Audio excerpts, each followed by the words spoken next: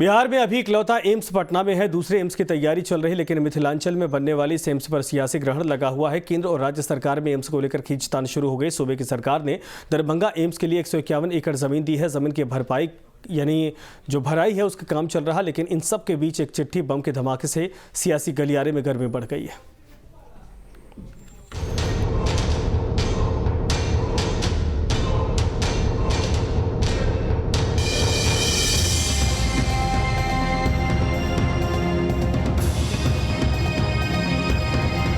Darbhanga AIIMS न हुआ मानो सियासी दंगल हो गया।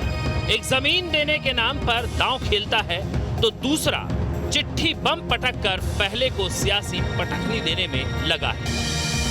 वो नहीं चाहते कि नरेंद्र मोदी को श्रेय मिले।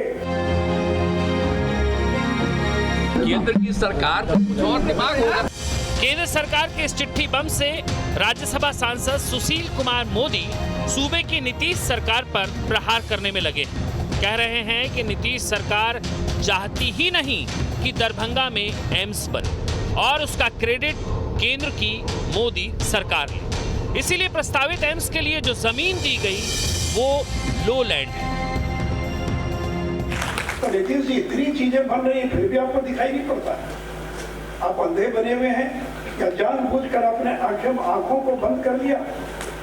वो नहीं चाहते कि नरेंद्र मोदी को श्रेय मिले, नहीं तो ये दरभंगा का एम्स इतिहास कभी नीतीश कुमार आपको माफ नहीं करेगा। दरअसल शोभन बाईपास के पास जो जमीन एम्स के लिए दी गई है वो रोड से काफी नीचे है। इसी को लेकर केंद्र सरकार की ओर से चिट्ठी सूबे के स्वास्थ्य अपर सचिव प्रत्यय अमृत को लिखी गई थी। इसी चिट्ठी को सुशील कुमार मोदी ने सामने लाकर नीतीश सरकार के नहले पर दहला मारने की कोशिश की है। केंद्र सरकार की ओर से लिखा गया है कि एम्स के लिए प्रस्तावित जमीन लो लैंड है। शोभन बाईपास के अप्रोच रोड से 7 मीटर नीचे है। जगह जगह गड्ढे हैं जहां 10 मीटर मिट्टी भराई की जरूरत है।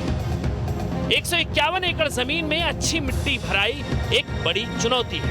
जिस मात्रा में क्वालिटी मिट्टी की जरूरत वो दरभंगा के आसपास नहीं है। मिट्टी भराई में लंबा वक्त लग सकता है, जिससे लागत बढ़ सकती है। इस जगह पर दूसरी जगह की मिट्टी भरने पर धंसने का खतरा होगा। मिट्टी धंसान और फुलाव भविष्य के लिए बड़ा खतरा है। काली मिट्टी भराई के बाद भी जमीन स्तर सुधारने की जरूरत होगी। कई तकनीकों का इस्तेमाल करना पड़ेगा, जिससे लागत बढ़ेगी। लो लैंड की वजह से आगे पानी भरने का खतरा होगा। नीचे की जमीन से ऊपर की ओर ड्रेनेज निकालना साइंटिफिकली गलत है। दरअसल नीतीश कुमार की कैबिनेट ने 18 अप्रैल को दरभंगा में प्रस्तावित जमीन को बराबर करने के लिए 309 करोड़ 29,59,000 रुपए खर्च करने की मंजूरी दी थी।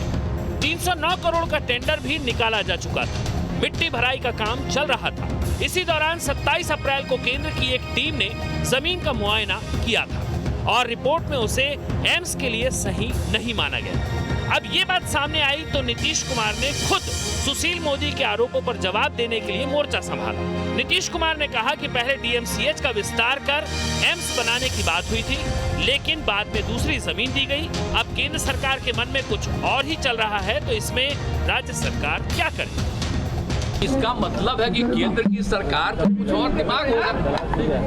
तुमको कोई दिमाग है, हमको इससे क्या मतलब?